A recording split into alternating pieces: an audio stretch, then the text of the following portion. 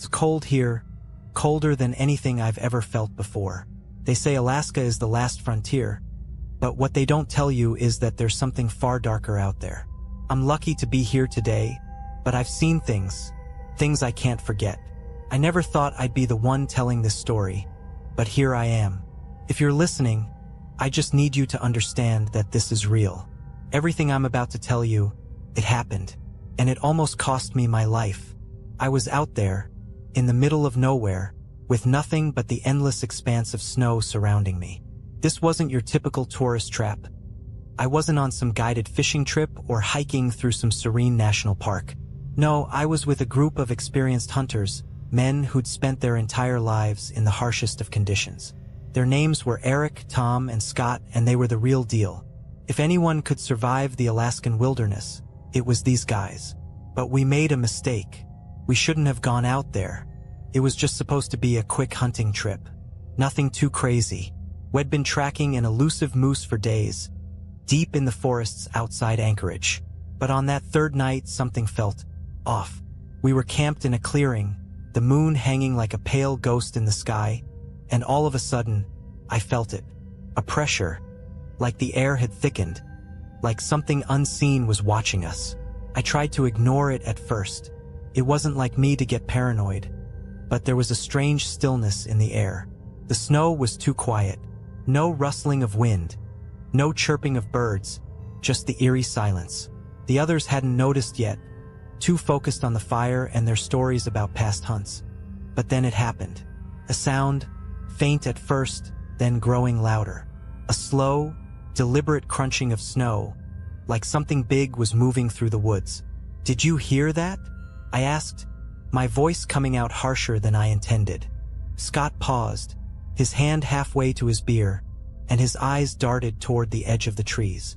Eric and Tom stopped talking too, the atmosphere shifting from casual to tense in an instant.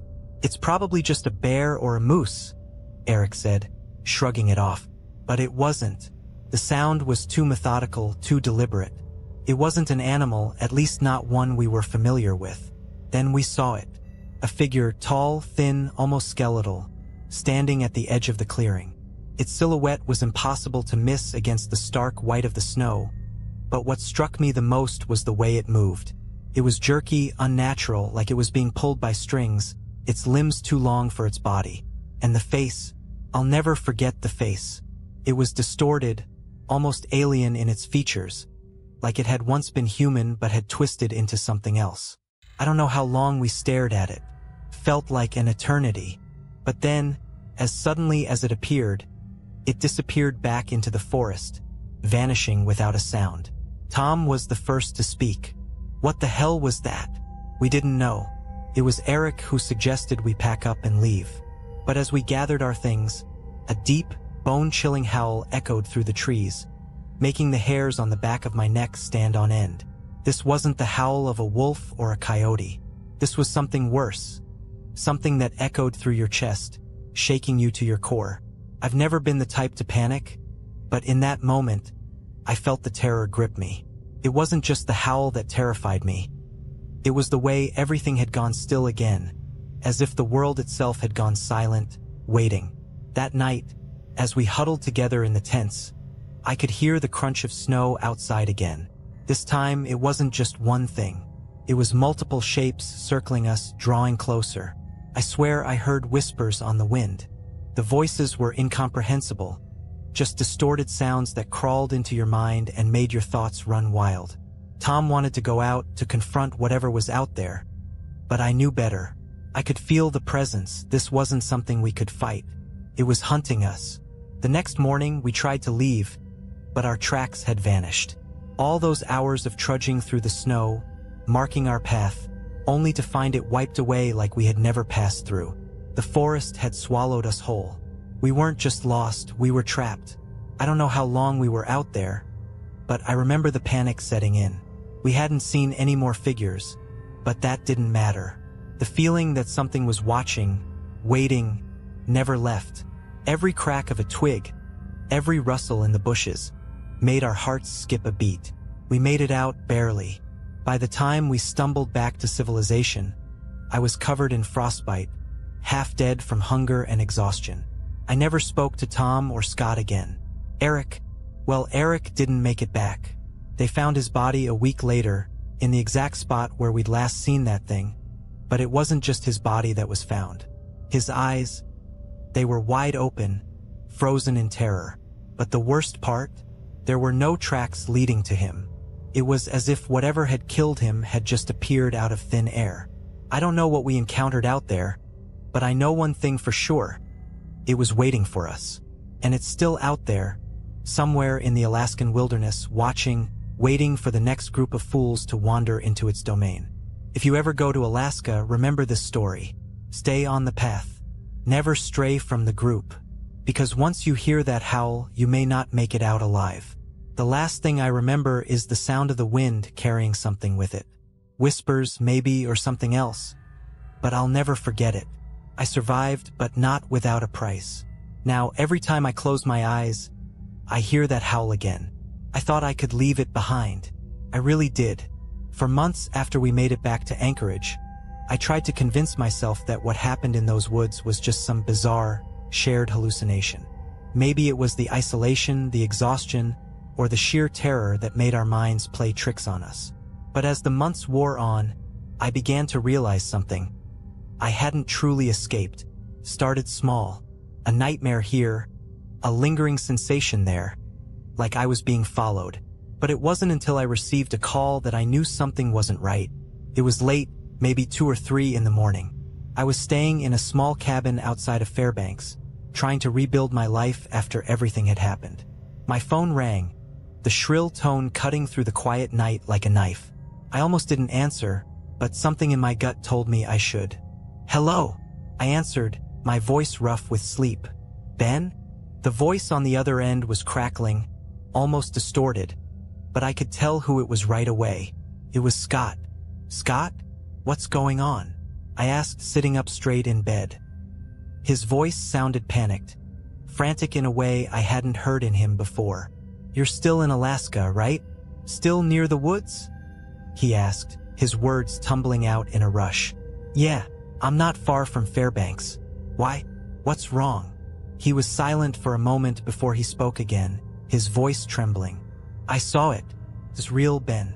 It's real, and it's not just out there in the wilderness. It's here. It's in the city." I felt my heart drop into my stomach. My breath hitched in my chest as I tried to process his words. "Scott, what the hell are you talking about? What did you see?" He paused again, like he was trying to find the right words. But when he finally spoke, the terror in his voice was undeniable. "I saw it in the woods last night. I thought it was gone, that we had escaped. But it's been following me, Ben. It's not just some monster. It's a force. It's like it's drawn to me. I don't know how much longer I can outrun it." I could hear him breathing heavily on the other end of the line, and I knew something was seriously wrong. "Scott, calm down. You need to tell me exactly what happened. Where are you?" "I'm in my house," he said, his voice shaking. "But I'm not alone, Ben. I'm not alone." Suddenly, the line went dead. I sat there, staring at the phone in my hand, numb with disbelief. I didn't know what to think. I had lived through it, but hearing Scott's panic, hearing his terror, made me feel like I was right back there, lost in those woods again. The same haunting feeling settled into my chest. Something was still out there. I grabbed my coat and rushed out of the cabin. I didn't know what I was going to find, but I knew I couldn't ignore it any longer. My feet barely touched the ground as I drove toward Scott's place in a daze. The snow was falling heavily, and the headlights of my truck cut through the blizzard like a knife through fog. It took me nearly 2 hours to get to his house. By the time I pulled up to the cabin, the place was dark. Too dark. No lights. No movement. I stepped out of the truck, the cold air biting into my skin, and walked to the front door. It was ajar just slightly, as if someone had left it that way in a hurry. My heart pounded in my chest as I pushed the door open, the old wood creaking under the pressure. "Scott," I called, my voice echoing in the silence. No answer. I stepped further into the cabin, the smell of stale air and something metallic filling my nostrils. As I entered the living room, I froze. The entire room was covered in deep red streaks, as if someone had painted the walls with blood. But it wasn't the blood that caught my attention. It was the figure standing in the corner of the room. It was tall, too tall, with limbs that were bent at unnatural angles. Its face was a twisted nightmare of sharp angles and black, hollow eyes, staring straight at me. The thing didn't move at first, but I could feel its presence, suffocating the air around me. Then it made a sound, a low, guttural hum, almost like a song, but it wasn't a song of peace. It was something darker, something older. I backed away, my mind racing. "Scott!"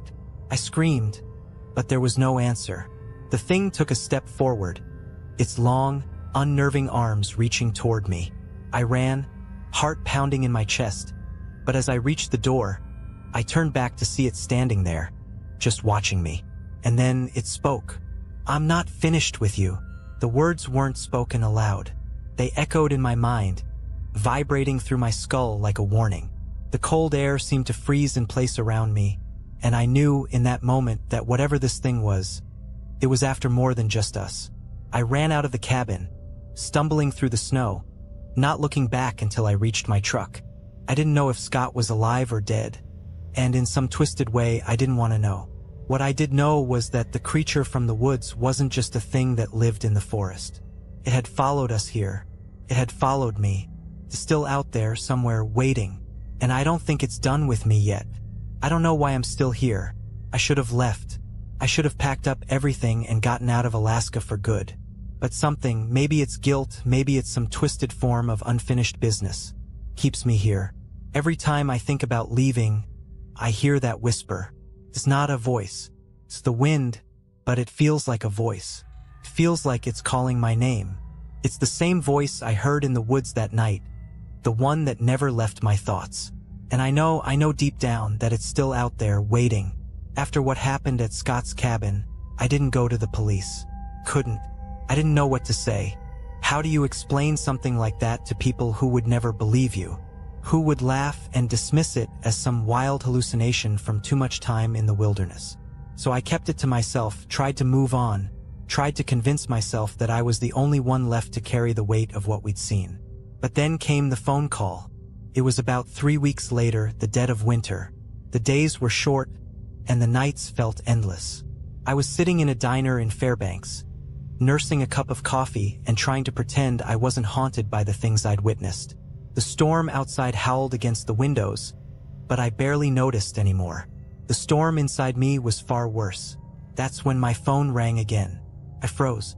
It was a number I didn't recognize, but something in my gut told me to pick up. "Hello." I answered, my voice shaky, though I didn't know why. "Ben." It was Eric's voice. I hadn't heard from Eric since we'd left the wilderness. After everything that happened, he'd gone back to his family in the lower 48. He had stopped returning my calls, and I'd figured he wanted to forget about it all, just like everyone else. But here he was calling me after all this time. "Eric? What's going on?" I asked, trying to keep the panic out of my voice. Ben, I don't know how to say this, but..." Eric's voice cracked, and for the first time since I'd known him, I heard fear in his tone. It made my blood run cold. "It's back. It found me." I felt the weight of his words settle in my chest like a stone. "What are you talking about?" I asked, my voice barely above a whisper.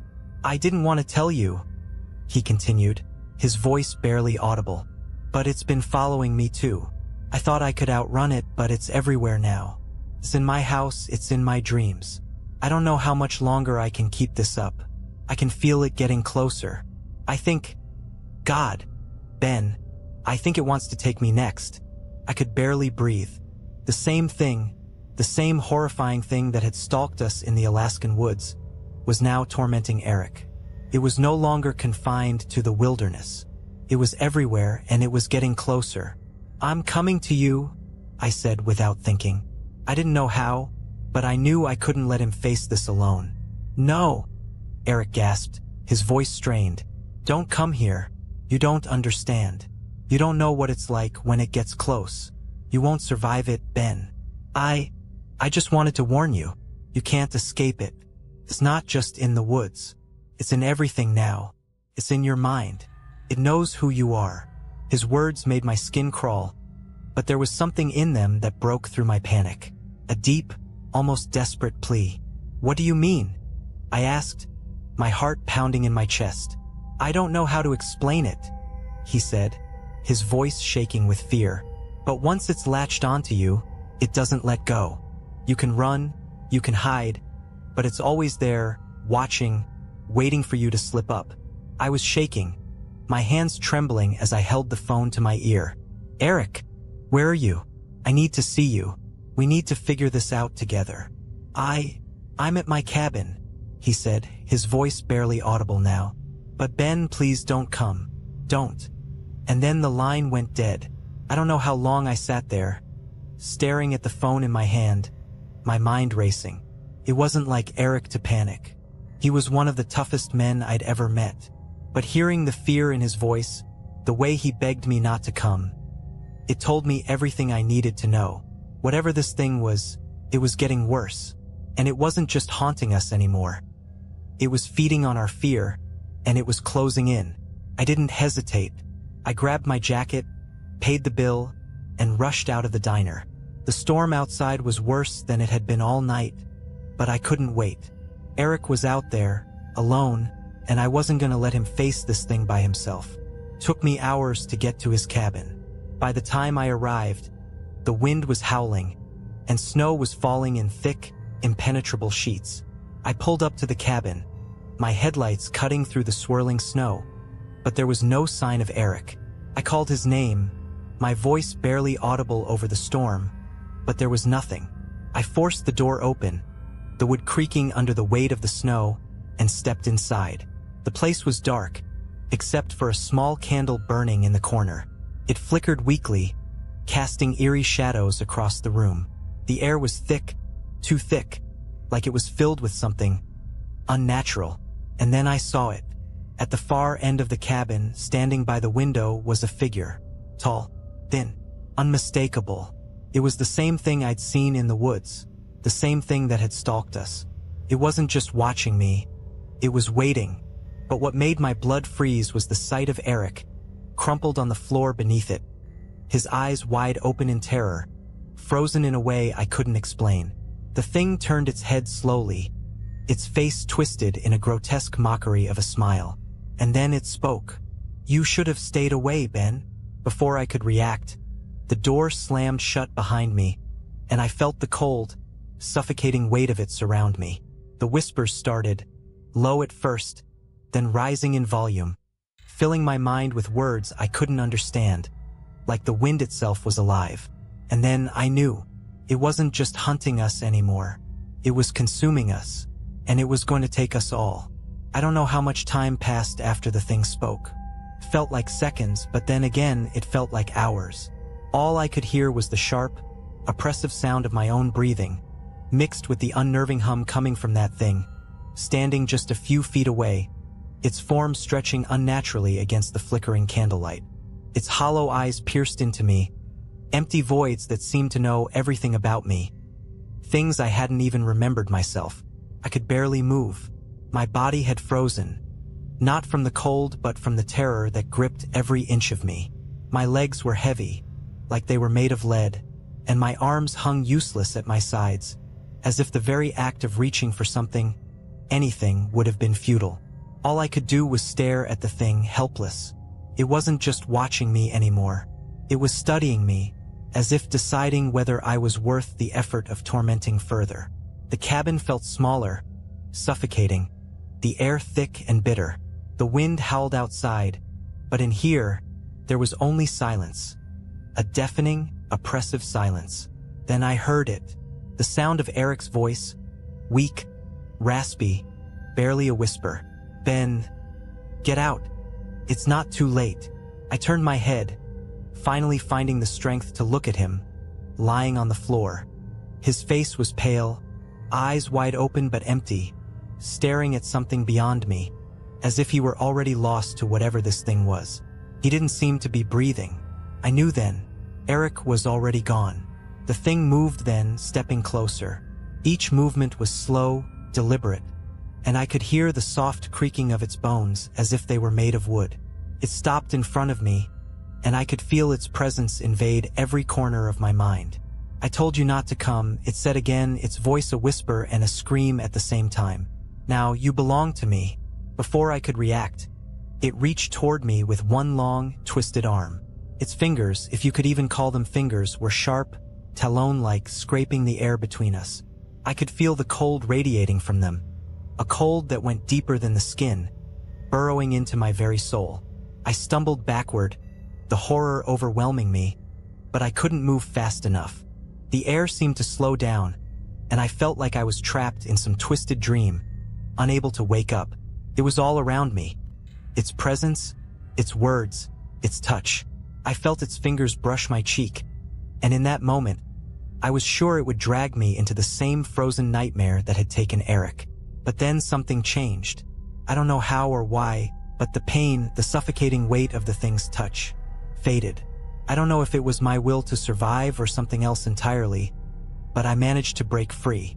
I bolted toward the door, every step heavier than the last, the darkness closing in around me, whispering in my ears, urging me to stay, to give in.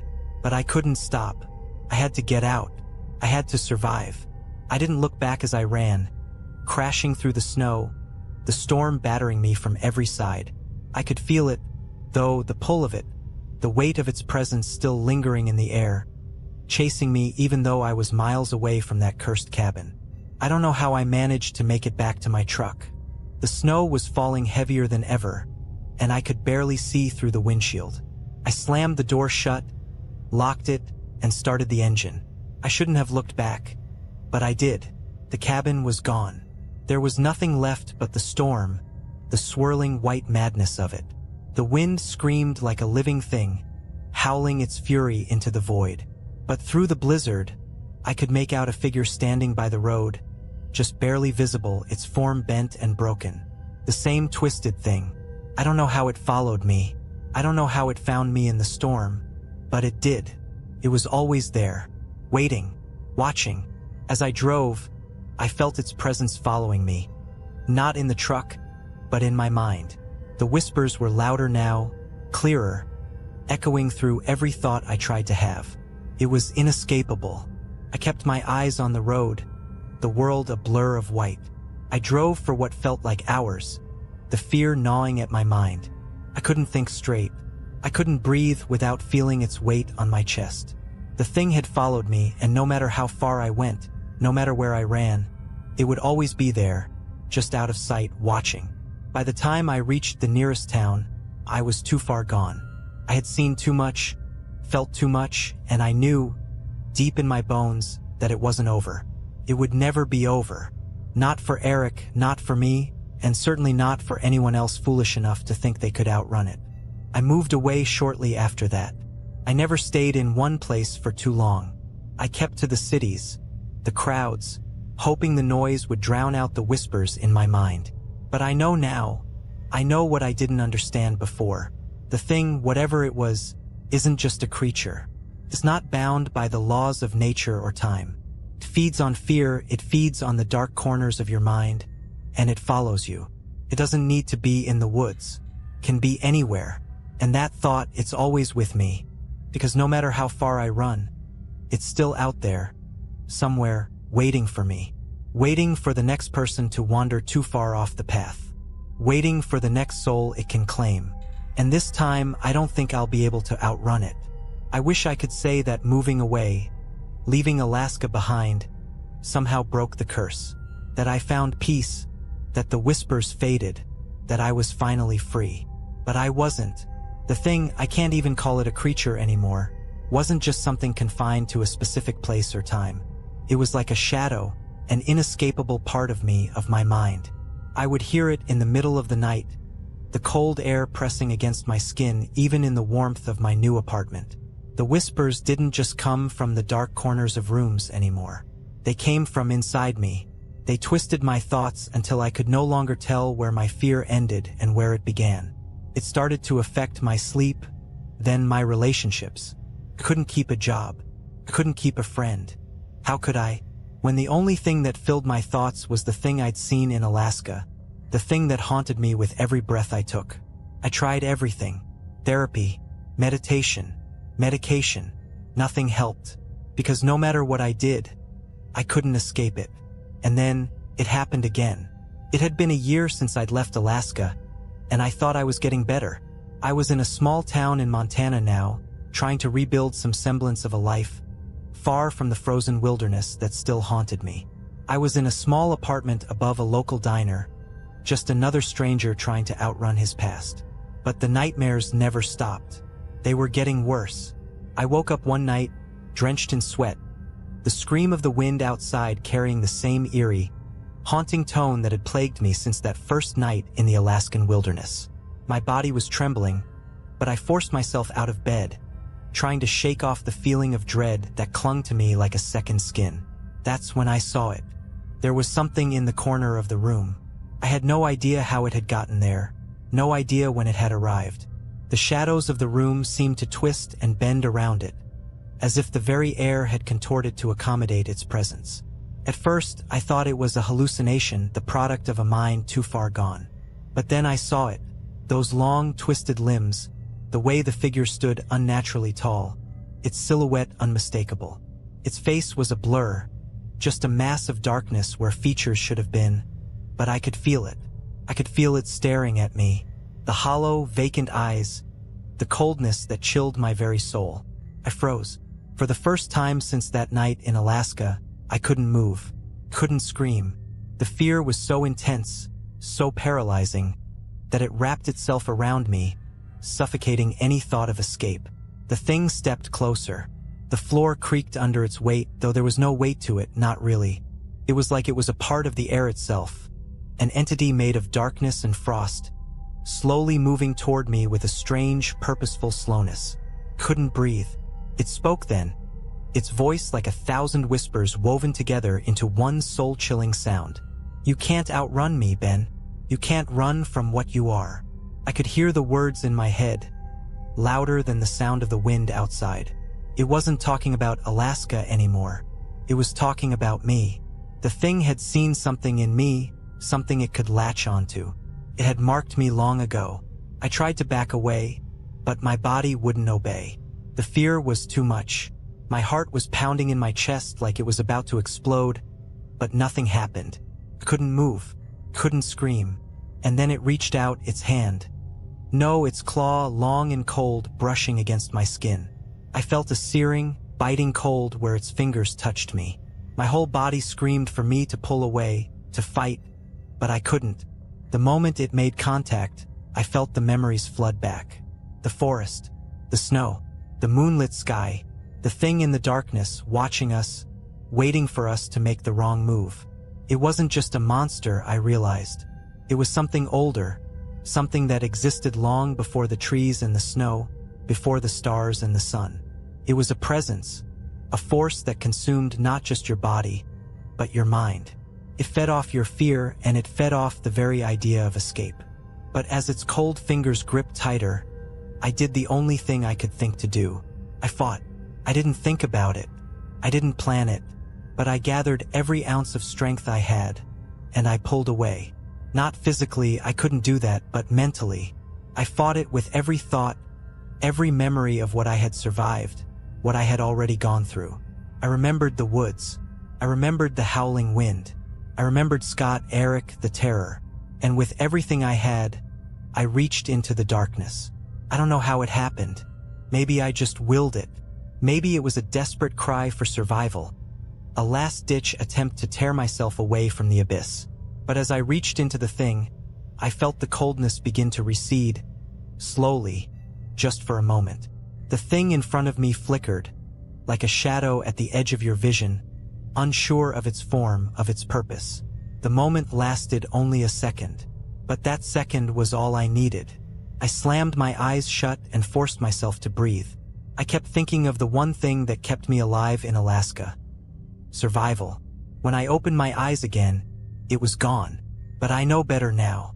It didn't leave. It was never gone. It was just waiting, watching. The whispers never stopped. They're in my head now, swirling like the winds of Alaska. The thing is still there, in the shadows of my mind, lurking, waiting for me to slip. And one day I know it will be back. And next time I don't think I'll escape. I don't think anyone will. It's been months since that night. Months since I forced myself to believe I had driven the thing away. But I know now that it was never really gone. I thought the worst was over, but I was wrong. It's never over. The whispers have grown louder, more persistent, pushing their way into my thoughts. The thing, whatever it is, has found a way to stay inside me, like a parasite that feeds on my fear, my exhaustion, my broken mind. It's not just a shadow anymore. It's a part of me, lodged deep within my soul. I can feel it every day, like a weight on my chest. The fear has become familiar. It's like breathing. You don't notice it until you try to stop. I moved to a different town, a different state, trying to outrun it once again. I found a quiet little place in Wyoming, far from Alaska, far from the memories of what I had seen and experienced. But as I walked through the front door of this new apartment, I felt it. The same cold that had settled over me in that cabin. The same suffocating silence. I told myself I was being paranoid, that I was just imagining things, but I knew deep down that it wasn't true. The thing was here too. It was everywhere. It was inside me. I could feel its presence in the shadows, in the corners of my mind. It didn't take long for the nightmares to return. They were worse than before, more vivid, more real. In my dreams, I would find myself back in those woods, back at that cabin. I would hear the howling, that dreadful sound that rattles your bones. And I would see it, standing there watching me, waiting for me to make the wrong move. Sometimes, I would wake up in a cold sweat, heart pounding, unable to shake the feeling that it was still there, still watching me from the darkness. And then it came again. I was sitting in my apartment, trying to read a book to distract myself from the constant weight in my chest. The storm outside had been howling all night, the wind battering the windows, but I didn't pay it much attention. I'd learned to block out the weather long ago. The real storm was inside me. I heard a knock at the door. It was soft, but it cut through the stillness of the room like a blade. I froze. I didn't want to open the door. Couldn't. I knew what was out there. I knew what was waiting for me, but I couldn't resist. My hand moved of its own accord, trembling as I reached for the doorknob. When I opened it, there was no one there. But something was wrong. The air was cold, colder than it should have been, like a chill was coming from nowhere, like the wind itself had slipped inside my apartment. The silence was oppressive, like the world had suddenly gone still. I stepped outside, into the hallway. And there, at the end of the hallway, standing just beyond the flickering light, was a figure. A tall, gaunt figure, its outline barely visible in the dim light. It was so still that I almost couldn't tell if it was real. The darkness around it seemed to bend, as if the very air itself was afraid to touch it. I knew what it was before I could even see its face. It was the thing. It was here. I took a step back, my breath catching in my throat. My body wanted to run, to escape, but my legs were frozen. I couldn't move. The thing raised its arm, its fingers twisting in the air like they were reaching for something. It didn't need to speak for me to hear it. Its words filled my mind, cold and clear. "You've been running for so long, Ben. You can't hide from me anymore." It was the same voice, the same whispers, but there was something different about it this time. The presence wasn't just around me. It was inside me, too. It was in my thoughts, my very soul, clawing its way out. And then it took a step toward me. Slow, deliberate. The air seemed to warp around it, like the temperature was dropping with each movement. I could feel its coldness, the crushing weight of its presence, pushing me back into the apartment. I tried to scream. I tried to fight, but my body wouldn't obey. It was like I was drowning in the fear it had planted inside me. My thoughts were clouded, filled with terror and the overwhelming sense that I was about to lose everything. I was losing myself. And then I saw something. In the corner of my eye, I saw a shadow, a flicker of movement. It was small at first, but it grew, taking shape, becoming something real. I couldn't process it at first. I thought I was hallucinating, seeing things that weren't there. But then I realized what I was seeing. It was the figure of a man. It was Eric. He was standing there, just outside the apartment, his eyes wide open, staring at me with that same frozen look he had when they found him. His body was pale, his skin stretched tight over his bones. He was dead, but there he was, standing in front of me, like he had never left. I tried to call out to him, but no words came. My throat was tight, suffocated by the weight of the fear that gripped me.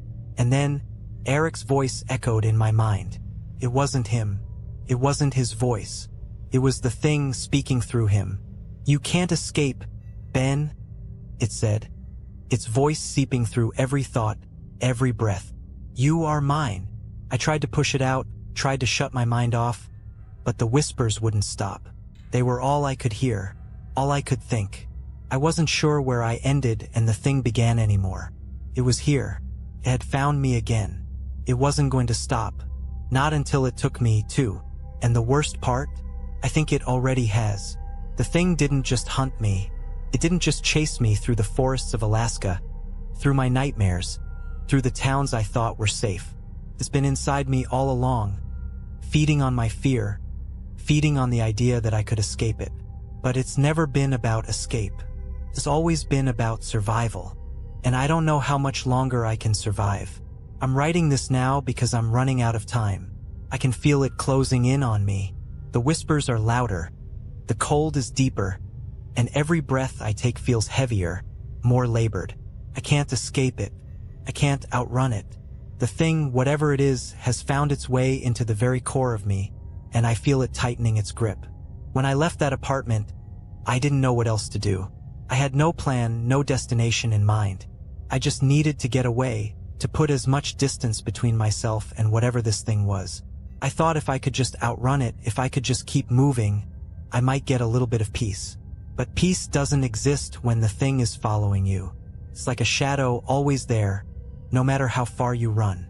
It doesn't matter where I go. It knows me. It knows my fears, my thoughts, my weaknesses. I've tried to forget, tried to bury the memories of Alaska, of the cabin, of Eric and Scott. But the thing won't let me forget. It reminds me every single day. I went to a therapist trying to convince myself that it was all just trauma, a figment of my imagination. I thought maybe I was just losing my mind after everything I'd seen. But the moment I sat in that office, the thing was there, lurking in the shadows, just beyond the therapist's smile. Its cold fingers brushed against the back of my neck, and the whispers started. "You can't outrun it," it said. The therapist couldn't hear it. She just smiled, nodding, asking questions. But I couldn't focus on her words. I couldn't hear her over the sound of the whispers, the feeling of something dark, something ancient, wrapping itself tighter around me. That night, I didn't go home, couldn't go back. I couldn't stay in any place long enough to feel safe. So I drove. I didn't know where. I didn't care. I just needed to move. The road stretched out in front of me, endless and dark, the headlights cutting through the night. The snow flurries danced around the truck, swirling like a blizzard. But there was no escape. There was never an escape. Hours passed. The cold inside my truck was unbearable. The heat was on full blast. But it didn't matter. The cold, the real cold, was inside me now. That's when I saw it again. Out of the corner of my eye, I caught the flash of something in the distance. Too far to make out clearly, but familiar. Something tall, too tall. I thought my mind was playing tricks on me. But I knew it was the thing. I slammed on the brakes, the truck sliding on the slick road. But I didn't stop. Couldn't stop. I had to see. I had to know if I was right. The figure was standing in the middle of the road, just staring at me. Its limbs were outstretched, its form bending in ways that made my stomach twist. Couldn't breathe. I tried to reverse, but my hands wouldn't move. My body was frozen in place. My eyes locked on the thing in the road. It stepped forward, its limbs jerking in unnatural angles, dragging itself closer to the truck. I could see its face now. Its hollow eyes stared at me, cold and vacant. Its mouth didn't move, but the whispers filled my head. "You'll never escape," it said, its voice seeping into my thoughts, making everything else fade away. "I've always been with you." I couldn't think. I couldn't even scream. My heart pounded in my chest, My hands gripped the wheel so tight my knuckles ached. The thing was so close now, I could feel its coldness crawling through the air, settling into my bones. I thought it was the end. I thought it was finally going to take me. But then, something strange happened. I wasn't sure if it was a dream or a delusion, but for a moment, I saw a flash of light, a bright, blinding light, and the thing in the road faltered, its form flickering like a broken image on a screen. It froze, just for an instant, like it wasn't sure how to respond. And then it was gone. I don't know how. I don't know why. I didn't waste a second. I floored the gas pedal and drove. I didn't stop. I didn't look back. I haven't stopped since. I'm not sure where I am anymore. I don't know where I'm going, but I can feel it. The thing is still here, still with me, lurking in my mind, waiting for me to slip. It's still out there, somewhere in the shadows. I'm not sure how much longer I can keep running. The exhaustion is starting to catch up to me. The whispers are getting louder, more insistent, and I can't escape them. But the worst part? I don't think I want to anymore. The thing isn't just a force of fear. It's a part of me now. It's inside me. It's inside my soul. It feeds on my terror, on my thoughts, on my every move. I don't think it will ever leave, and I don't think I can survive without it. I'm writing this, hoping that somehow, someone will read this, that someone will know what happened. But I fear it's too late. I fear the thing has already taken me. And if you're reading this, know one thing. It's still out there. And it's waiting. I don't know how much longer I can hold onto my mind. Writing this is the last tether I have left to reality. The thing is closer now, closer than it's ever been, and I can feel it growing stronger. The whispers are constant, the cold relentless. I can't escape it no matter how hard I try, no matter how far I run. It's always there, inside me, creeping into my thoughts. I thought that by leaving everything behind, by driving away, running away from the places that haunted me, I could start over. I could outrun it. I could find some peace. But I was wrong. The first time it truly hit me that I couldn't outrun it anymore was when I stopped. I was exhausted, my mind fractured and broken from the constant fear, the constant drive, and for the first time in months, I let myself rest. I found a small motel, a nondescript place off the highway, hoping for a few hours of sleep. The room was empty, save for the bare essentials.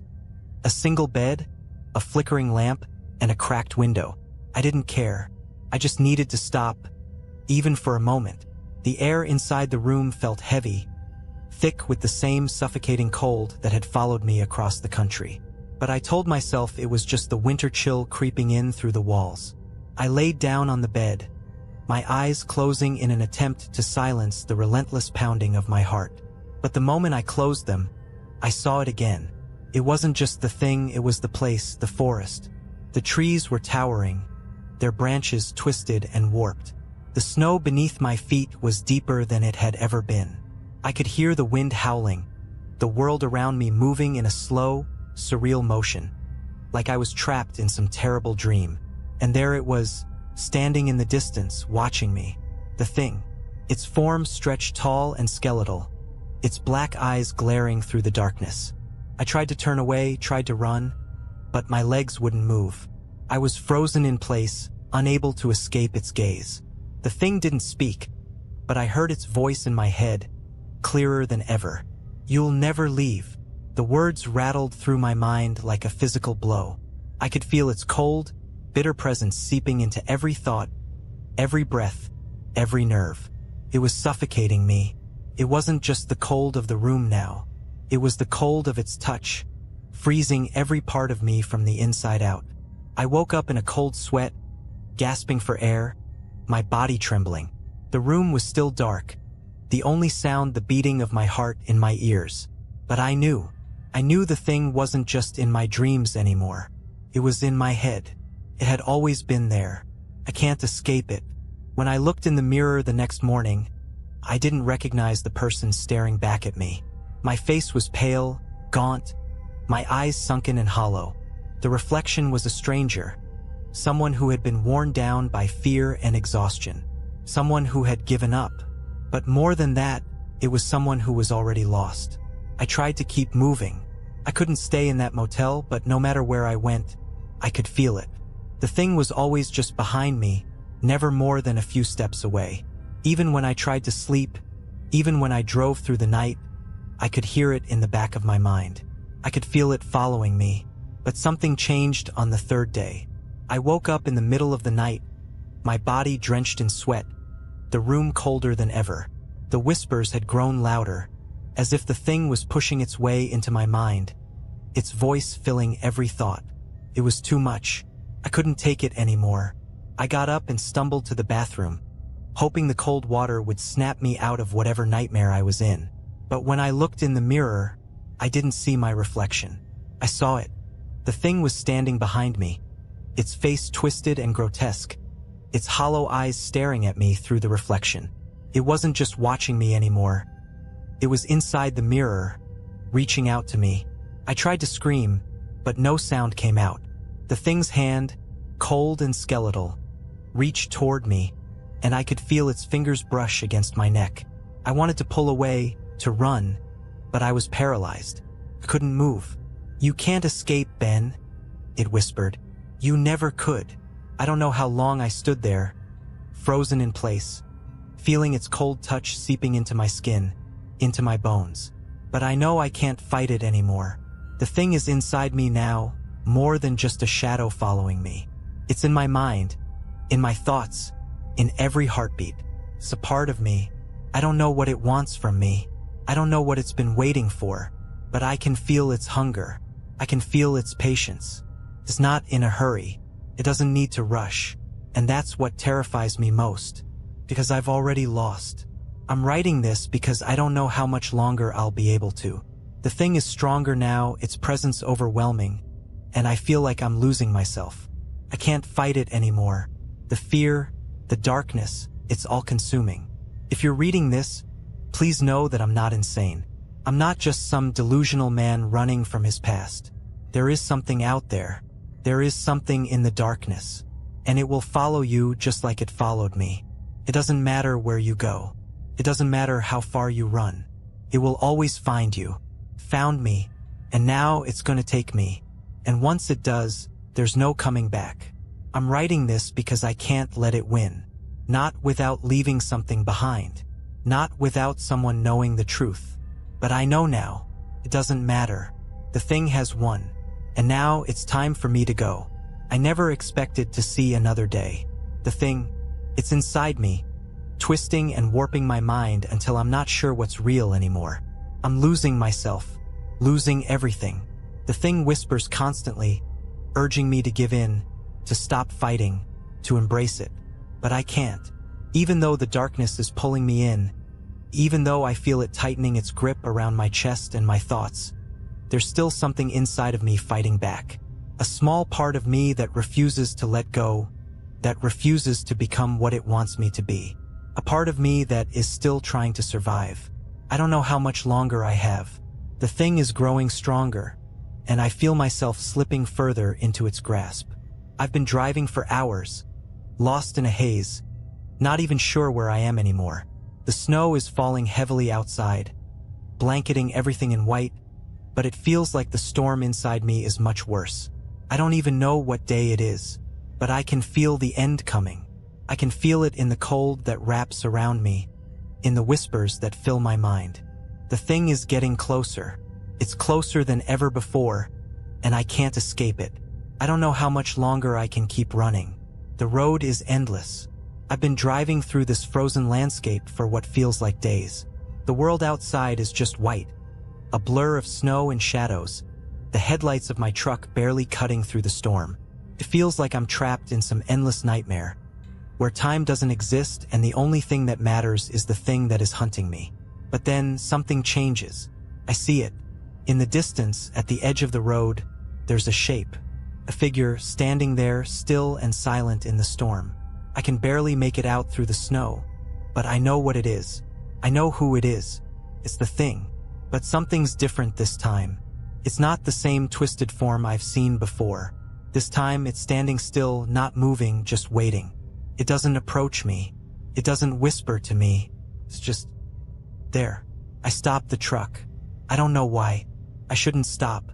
I should drive past it, keep going, but something pulls me toward it. Maybe it's curiosity. Maybe it's desperation.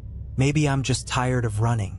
I step out of the truck, the snow biting at my skin, and I walk toward it. The storm rages around me, but the figure remains still, unmoving, as if it's waiting for me. The whispers are deafening now, echoing in my head, urging me to turn back, to leave. But I can't. I reach the thing, and as I stand there, face to face with it, I realize something. It's not what I thought it was. It's me. Not physically, not exactly, but it's a part of me. A part of my soul, a piece of my fear. It's not an outside force, a thing that hunts. It's the reflection of my darkest self, a shadow that I've been running from, a part of me that I can never escape.